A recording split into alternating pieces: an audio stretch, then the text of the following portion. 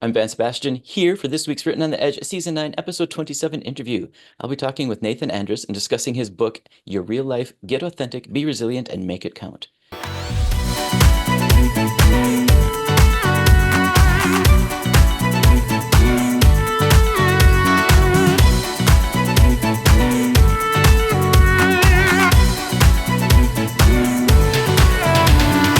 So, let's get to know my guest. Nathan Andres, MA, is a coach, well-being, and LGBTQ activist and business leader. The drive to authentically serve others developed into a love of helping people, ultimately leading to a career in human resources where he spent over 2 decades so far. Nate first earned his Bachelor of Arts in Political Science from Marquette University in 1995. He's a 2004 graduate of New York University's Human Resource Management graduate diploma program, and in 2015, Nate became a certified professional and executive coach through ICF and earned his Master of Arts in Coaching, Learning, and Development from Middlesex University in London 2017. He's a member in good standing of the ICF, the International Coaching Federation. A Columbus, Ohio native, Nate is a truly global citizen. He has traveled extensively around the world for business and pleasure. He is a popular public and online speaker, having engaged audiences across 4 continents. Currently residing between Washington, D.C. and Singapore, Nathan has been based in Asia Pacific nearly 20 years. He lived twice in Tokyo, Japan, and holds a permanent residency card in Hong Kong. Nathan is a 4-time marathon finisher and enjoys tennis, yoga, strength training, meditation, and movies. He's an avid well-being and LGBTQ activist, contributing to causes around the world. And when off duty, Nathan and his husband spend endless hours playing with their dogs, Vivi and Coco. Nathan, welcome to the show. Thank you, Vance. It's good to meet you and good to be with the audience here today. Thanks. Yay! Did I pronounce your dog's names correctly? Yeah, Vivi and Coco. Vivi. It's like Okay. chocolate and vanilla. They're going to be barking in the background here. Love it. Well, so you've made a life of helping people. Why did you decide to put pen to paper? That's a whole different part of the endeavor. Yeah, isn't it? I think I had a book in me for a long time, and I wasn't really quite sure when it was going to come out, but I realized that it was time. And I think the COVID pandemic was one of these moments where I was buzzing around, with not extra time because I was really busy, but I was absolutely thinking about what was happening in the world. I was thinking about adversities that people were experiencing. I was thinking about people whose mental health was being, affected by isolation and living, in the lockdowns that we all went through. And I was also kind of, to tell you the truth, I was a bit disturbed at how the world was describing, what quote unquote resilience was. And so I thought I got a couple resilience stories. Let's get clear about what do we really mean by resilience. And I think that was for me, kind of this, let's put pen to paper. Let's finally get this thing out. Let's tell some stories and let's really kind of explore what does resilience mean, and how do we use it, how do we grow it, and how do we you know be resilient. So let me ask about that first. What were people saying that you didn't like, and what is it actually? I didn't like that people were saying, during the pandemic, oh, we're resilient, and Oh, we're just going to be resilient and we're going to bounce back, don't worry, we're going to bounce back. Not a wrong definition, hmm. but to me, I think resilience is more than just bouncing back. I defined resilience in 2 parts. And this is what I thought was missing from the definition. Was the first part is taking back control from the hard thing. And the word that comes to mind in 2020 was the word pivot. I think everyone was, talking about that. I have a different word for that. But taking back control from a hard thing is part of it. So Hmm. that you kind of bounce back. But what I like to really push people to think is to go not just back, because you don't ever really want to go back to where you started. You want to go beyond it. And Hmm. so the second part of the definition is really the growth and the learning that comes from what you take from taking back the control of a hard thing. So it's 2 parts. And we weren't talking about the growth and the learning.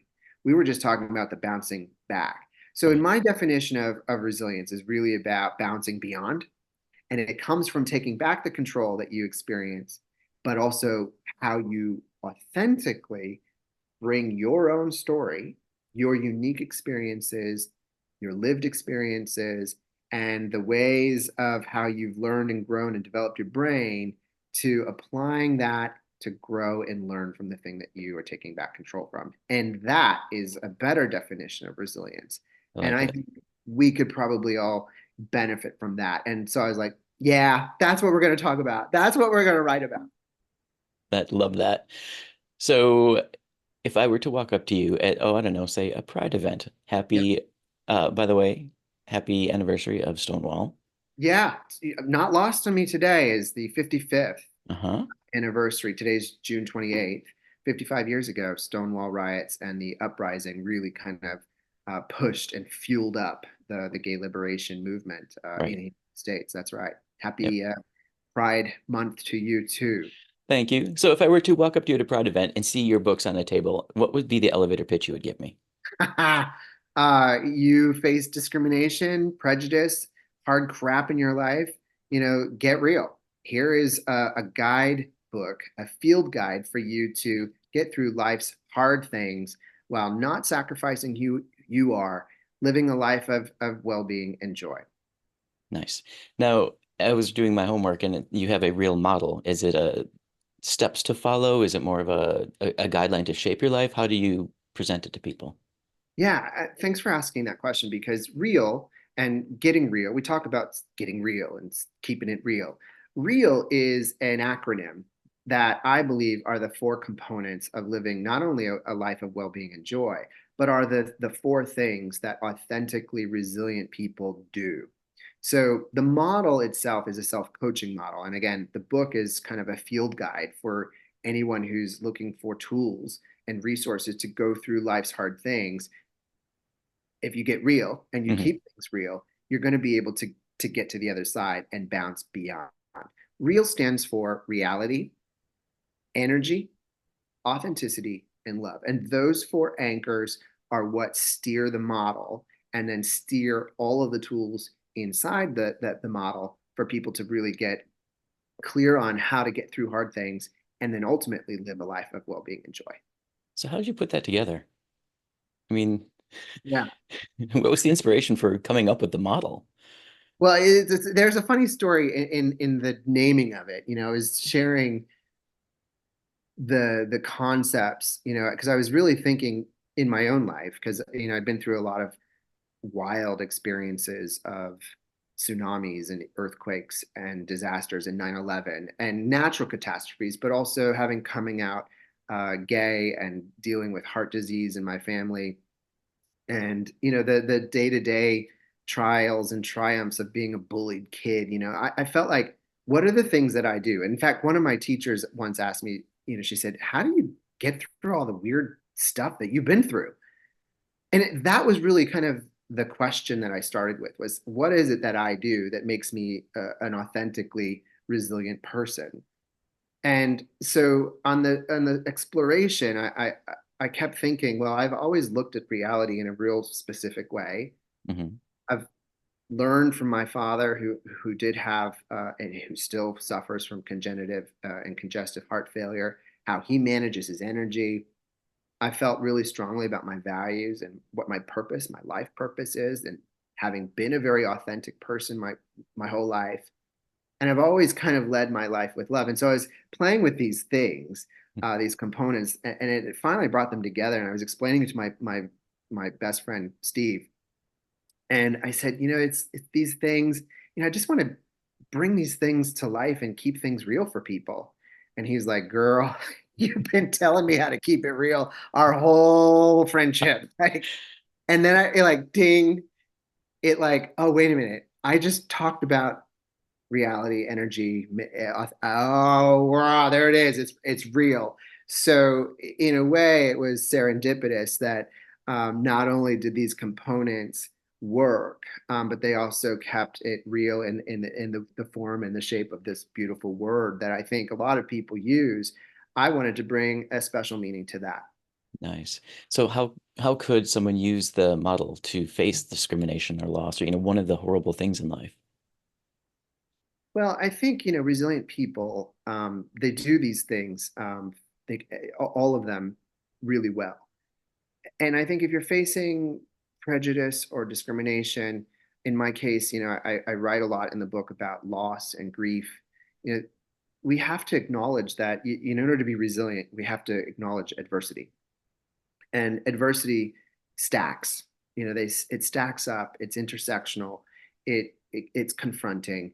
And for me, it's really been about how do we look at those things Hmm. and systematically then apply the model and work our way through. And I think if you're facing something like discrimination or loss, resilient people, myself included, we move through the reality. And specifically, there's what I call the reality curve.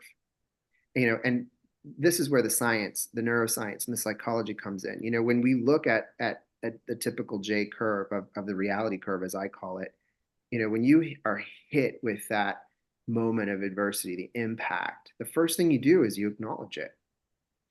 The second thing that you do is you start to slide down to accept. But that slope, that downward slope of suffering, as I call it, can often be the trappings of learned helplessness. And you can quickly go down the rabbit hole and the spiral of despair, as we say, that leads to learned helplessness, which then leads to hopelessness. And more hopelessness leads to more learned helplessness, and you get stuck. And a lot of people get stuck in that moment, but resilient people know how to actually then kind of take the learnings, as we said before, use their life experiences, those things that have programmed and been conditioned in your brain, but also neuroplasticity plays a part in how you play differently with a mindset and move to action. You look for what I call advertunity.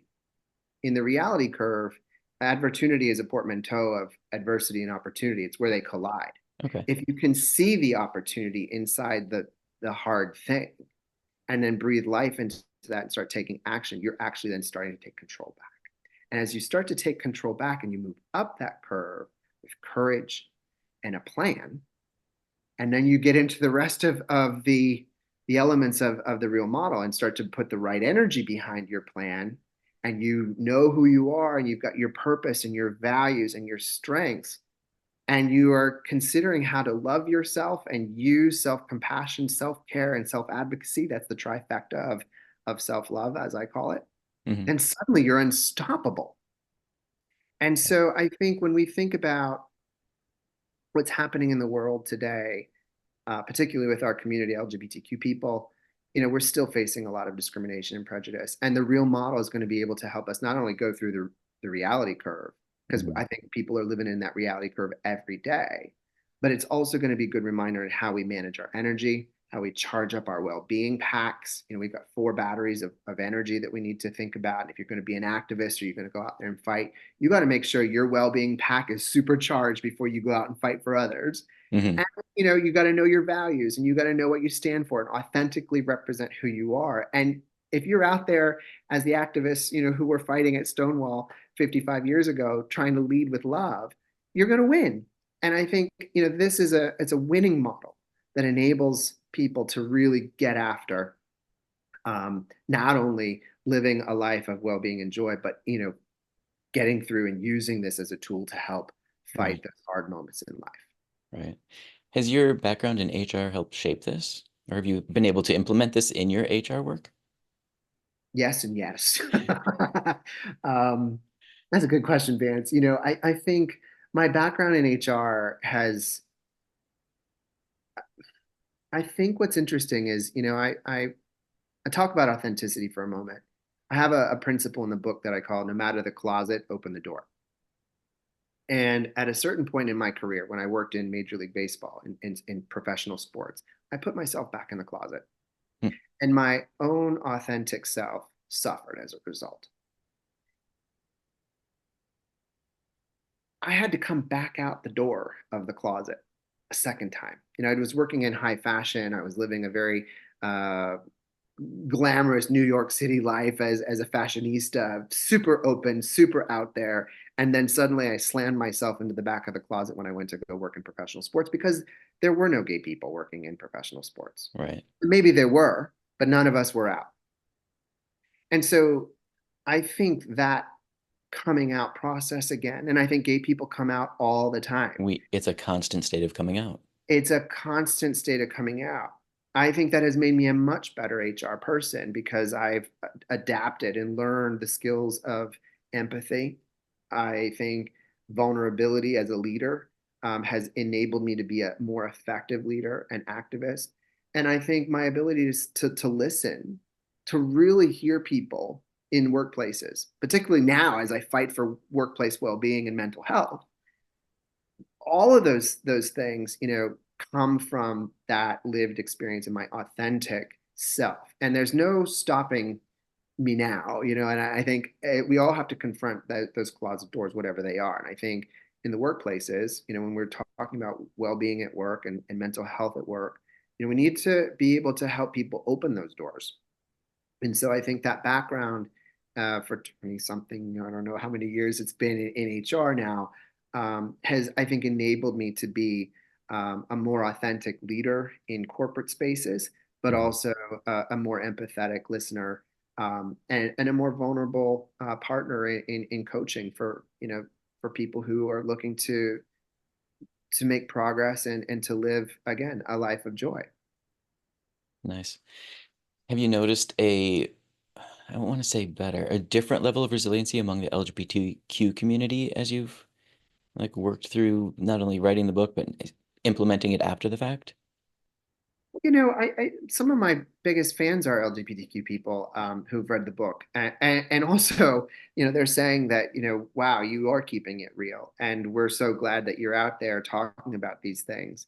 I think a lot of LGBTQ people are also looking for more of the movement inside workplaces. And I Mm, think around the world, I lived in Asia for the last 15 years, and I lived there 5 years before that. I've seen some movements happening. I think in Asia Pac specifically, the first big movement was let's talk about gender and gender equality. And at the time, and still today in Asia, it's gender still is very binary. So it was really about how do we empower women in the workplace. And that movement is now off and running. What I think is happening in Asia, more specifically, is now the second big group of things that people are comfortable talking about is LGBTQ in the workplace, mhm. and starting to talk about diversity and inclusion and equity in the workplaces. And we're seeing movement there.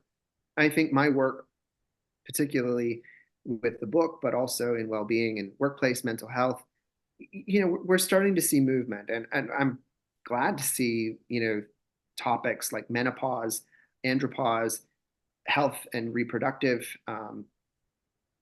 issues be surfaced in workplaces here in the United States. But there's a lot of work to do, and I think that's kind of part of why our work never ends. There's always work to do around the world, and there are still people facing discrimination and prejudice. There are still many countries in the world where it is illegal to be gay. So we've got work to do, and I think that the book enables people to kind of have a tool to navigate those heavy moments and the intersectional challenges that we still face. Right. I know that even just the terms real, authentic, resilient are very much a part of our American culture. Is it difficult to introduce those concepts abroad? Well, I like to blow up taboos, as an activist. I like to put people in an uncomfortable place, because that's where you get movement. That's where you get growth. Hmm. I think there's an understanding of those terms, but I think what's interesting, just I speak Japanese. I have a Chinese husband. I lived and traveled all over Asia. Even when you look at the way how things are written and how things are spoken, Hmm. when we talk about values and we talk about strengths, we have to be clear that we are aligning on what the definitions are, because one person might define trust or authenticity or resilience as one thing, as we started talking about in the top of our chat. Hmm. And it's about bringing some clear definitions to people around the world. So yes and no. I think we're making progress, but I think authenticity and resilience are very powerful tools and words that can be used. But also, once we align on what they mean, they can be more effective. Right. So, are you able to share an example of how the real model has worked for either an individual or an organization? And I ask that tentatively because I know sometimes you have to protect identities. Yeah. There's several case studies in the book Okay, that are really great examples. I'll tell you though, most recently, Vance, the the folks who are, and I say sidebar, of course. just pick up where I left off. I think about the people who have, lost their jobs. And there's been a lot of job loss, particularly in the United Kingdom and in parts of Europe. Um, Retail, which is an industry that I've been focused on for a long time, has suffered and has been trying to figure out how to crack the post-pandemic code. So a lot of my current clients have picked up a copy of the book, and we've been using those in tandem. And so the real model, has been very useful for people who have lost their jobs and for people who are starting to think about career change, career transition, and also career trajectory. We've been really clear about what's the reality that you're facing.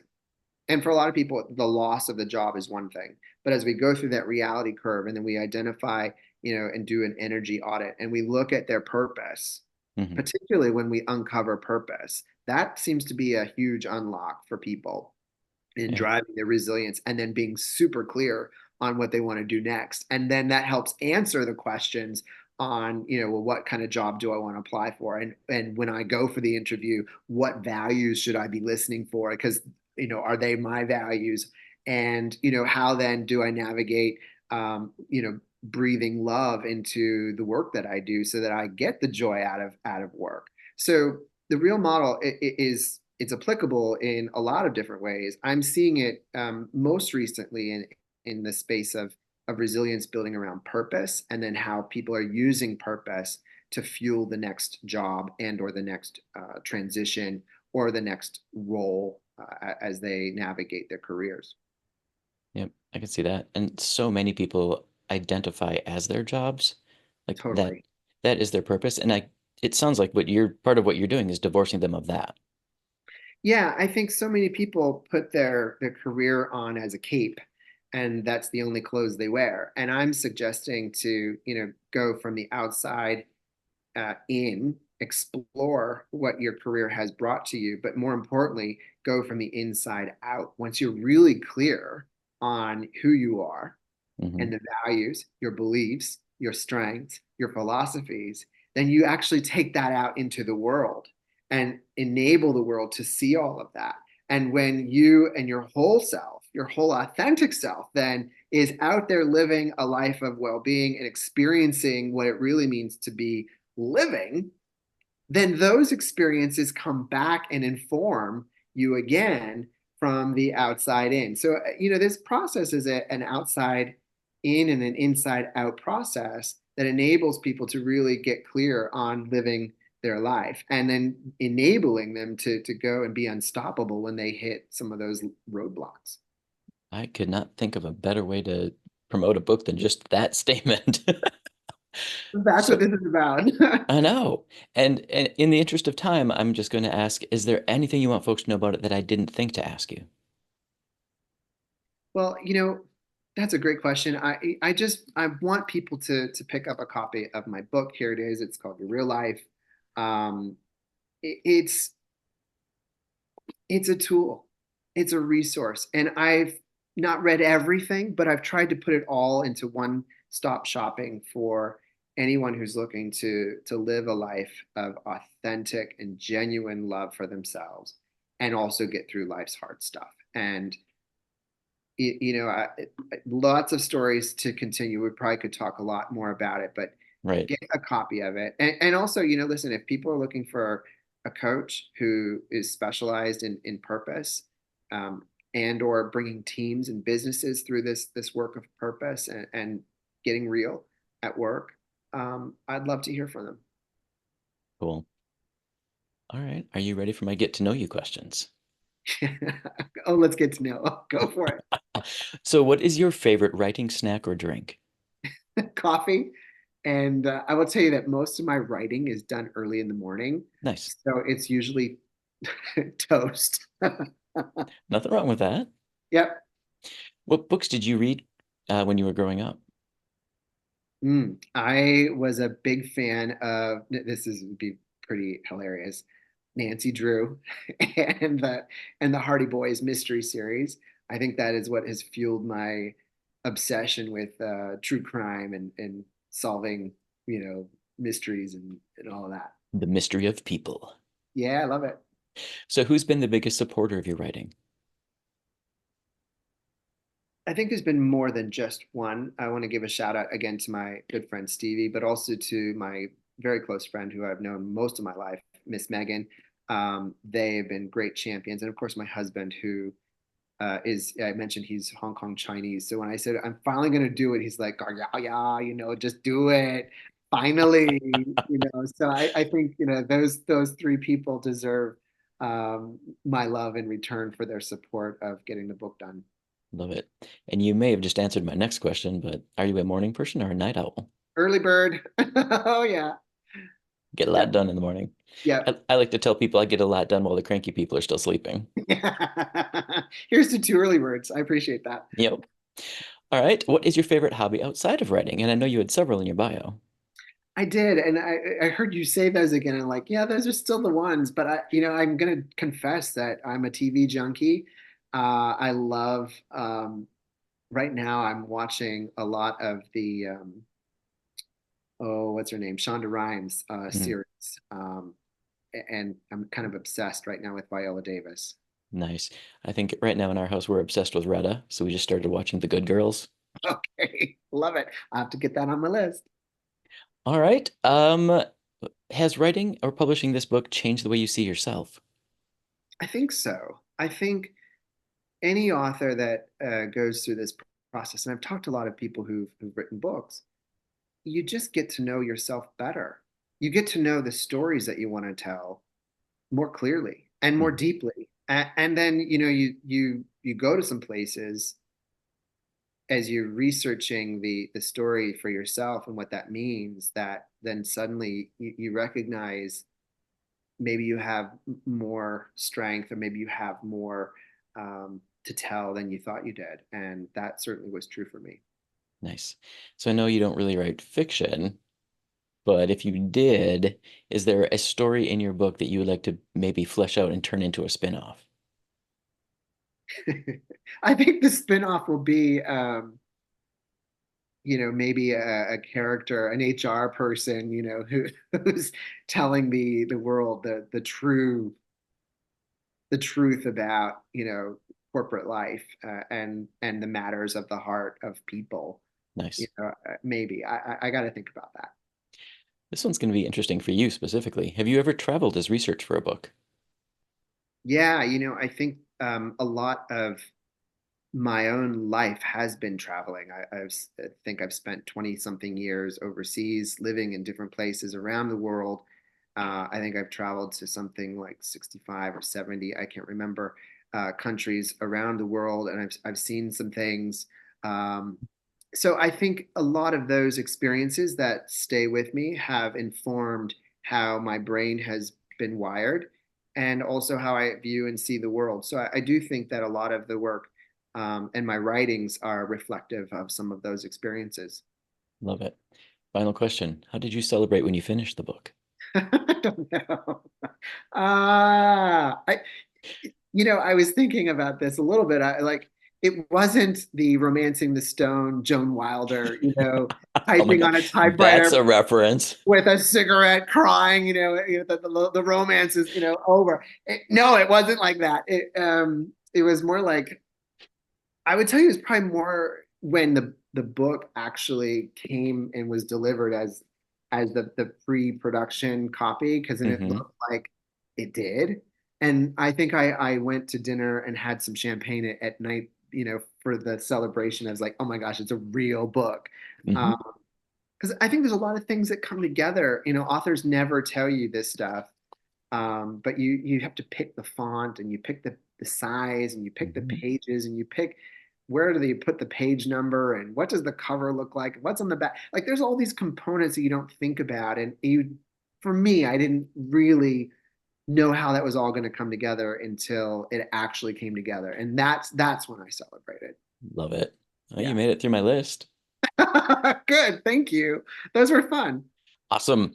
So, do you have any appearances or dates you want folks to know about? I'm doing a series of more podcasts around the United States. I'm just kind of getting reacquainted with the American market, North American market, and so I'm dancing with some things that are coming in the future, but nothing's been pinned down quite yet. But I would love to see people out there, and I would love to have more people connect with me on Instagram and on LinkedIn, and certainly check out my website. I was going to say, where's the best place to watch for those announcements? Yep. You can see some of those. I'm very active on LinkedIn. You can check me out there at NYAndres. Instagram, of course, and my website, www.nathanandres.com. You can subscribe to my blog and get the latest updates on things that are happening with me and my book. Perfect. All right. Any final words of wisdom? We didn't talk about this as much, but look for the opportunities. Advertunity is always there if you look for it. And it's all about the mindset that you bring to the hard stuff in life. And when you look for the advertunity in the middle of the ugly, I promise if you breathe life into that and you keep it real, you're going to live a great life and you're going to be able to get through the hard stuff. I love it. That is beautiful. All right, folks, I'd like to extend a huge thank you to Nathan for being with me today. Nathan, thank you so much. Thank you. It was super fun. I loved it. Yay. All right, folks, we at Written on the Edge are proud to introduce you to new media by queer content creators. So if you enjoy learning about new artists or hearing our thoughts on entertainment media, please like and subscribe so you get the alerts for new episodes. The show is produced by Rogue Ravens Media. So for our listen stations or to sign up as a guest, visit www.rotepodcast.com. Tune in next week for your queer media fix.